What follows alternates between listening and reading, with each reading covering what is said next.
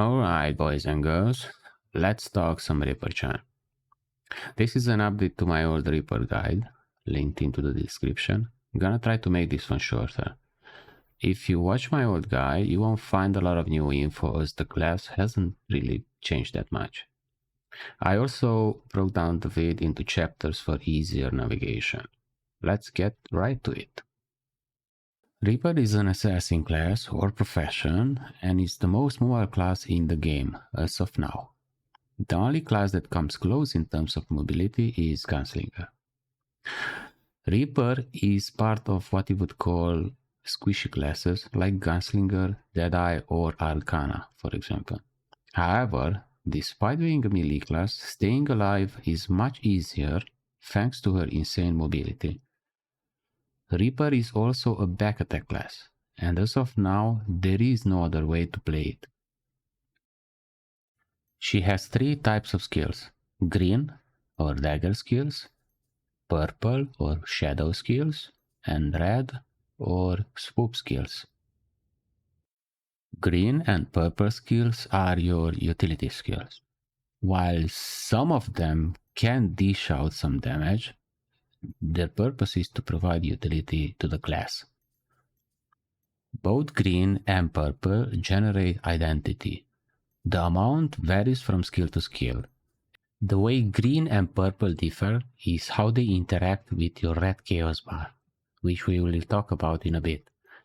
The green skill needs to hit a target to reset the red chaos buff timer, while the purple don't need to hit a target. Red skills are your damage skills. This is where Reaper's damage is coming from. Reaper's identity has two bars. A green bar, also called the persona meter, and the red bar, also called chaos bar. When you use your purple and green skills, first you fill in the green bar, and then it starts filling in the red bar. This is where the two ways of playing Reaper come from. Once the green bar is full, your identity button becomes available. Pressing the identity button will make your character go invisible. It will create a clone. It will increase your movement speed by 30% and provide a damage buff, which increases the damage of your red skill by 25%. And it stacks up 5 times for a total of 125% increased damage. Stacking happens automatically every 1 second. If you use a skill, you exit the state. This is what's called Moon, and it ties into your class engraving, Lunar Wars, as it was translated. What the class engraving does, it improves what the class does on its own. And instead of damage that stacks up over time, it provides an instantaneous 160% damage at level 3. More damage, and it's instantaneous. If you don't use your identity button once the green bar is full and continue to use your purple and green skills to fill in the red chaos bar, you gain a buff. That buff provides 10% increased movement and attack speed and 15% crit rate. The buff has a timer, and to reset it, use your green and purple skills. Green skills need to hit a target to reset the timer, while purple skills don't need to hit a target to reset it. If the timer runs out, the red chaos bar is removed, and you need to refill the red chaos bar to regain the buff. This ties into the other class engraving and what they call thirst. Here it was translated as hunger. What the class engraving does, it's an addition to what your class does on its own. So on top of the existing 10% attack speed and move speed and crit rate, it also provides 25% increased attack power at level 3. Alright, let's talk builds. We're gonna start with Moon or Lunar, as it doesn't really allow for any kind of flexibility. Legion gear of choice, which I don't have yet, is Entropy, Entropy, or Entropy. I'm kidding, of course. Reaper uses Entropy, period. Stats are crit and spec. Crit only from your neck and everything else into spec. Spec increases the damage of your red skills and increases the amount of chaos your green and purple skills generate.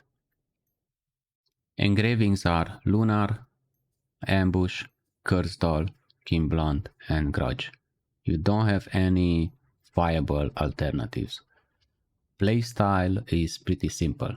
Fill in your green bar with your green and purple skills. Press your identity button. Use the red skill. Repeat.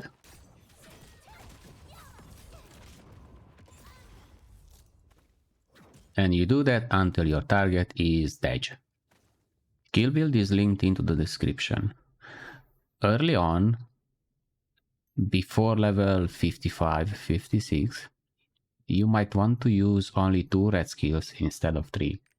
The amount of chaos your skills generate is also affected by level. Like this. This will give you an XP generator, so you can generate more chaos.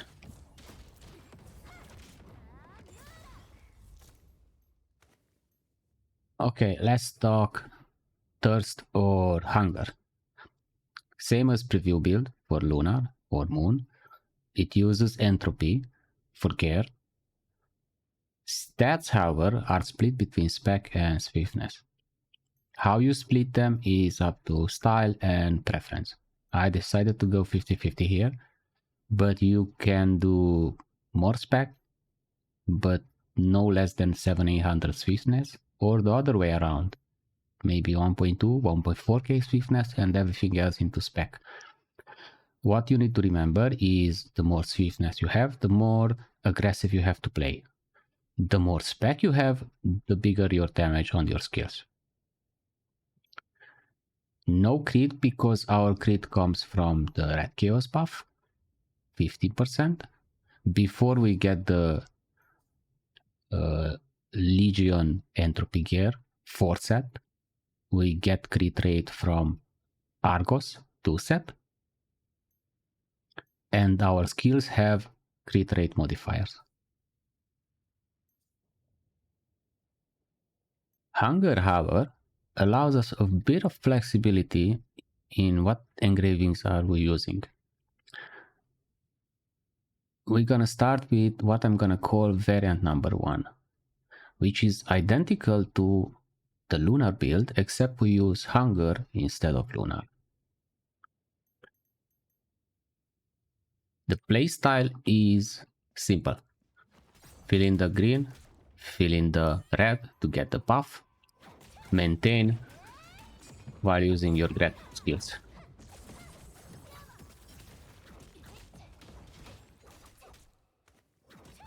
You maintain your buff up with your green and purple skills and use your red skills whenever up. Hunger skill build poses a bit of a dilemma. While Glowing Brand and Rage Spear don't really have a good alternative for the crit rate modifier tripod,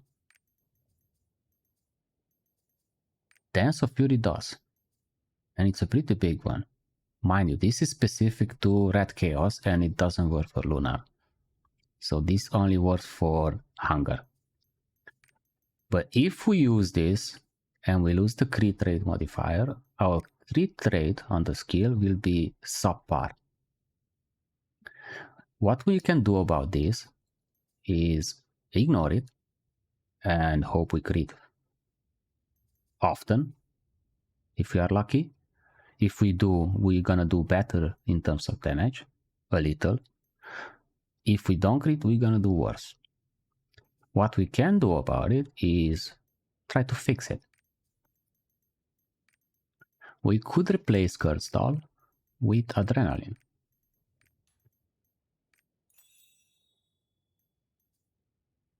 We lost 10% AP from switching out Curse Doll with Adrenaline, but we gained an additional 15% crit rate.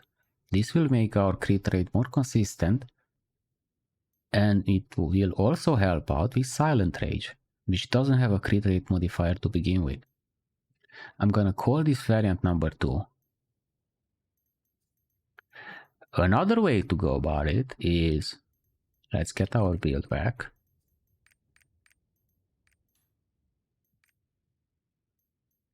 With 2 of our skills not critting consistently, the use of Keen Blunt becomes questionable. If we don't crit, Keen Blunt is useless. So we might as well replace it with something that's there all the time. Like, for example, if I could actually find it, Raid Captain.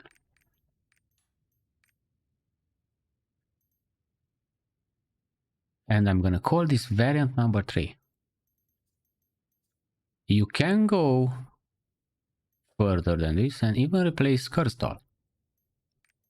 We can replace Curse Doll with Mass Increase. That's an extra 2% AP. With 1k or higher swiftness, we have the attack speed to spare. And we don't have to deal with the healing sensitivity, the reduced healing sensitivity from Curse Doll. And that's it for my Reaper guide. But before we wrap it up, a few tips, if you will. First is Shadow Storm. This is the skill that generates the most chaos by far out of all your green and purple skills. So make sure you have a cooldown reduction gem on it and the Wealth Rune. Another skill is Shadow Vortex. Shadow Vortex is a very low cooldown skill. It's a 2-hit skill, and it has an extremely powerful tripod. Every time you use the skill, it reduces the cooldown of your red skills by 1.9 seconds at level 5. The tripod is triggered on your first hit, so make sure you use the skill in and out of combat whenever possible.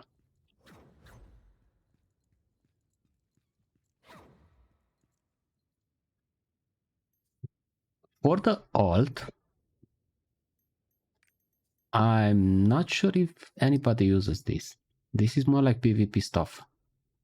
Or if you need a weak point, maybe, I don't know. Most people use Lunar Eclipse.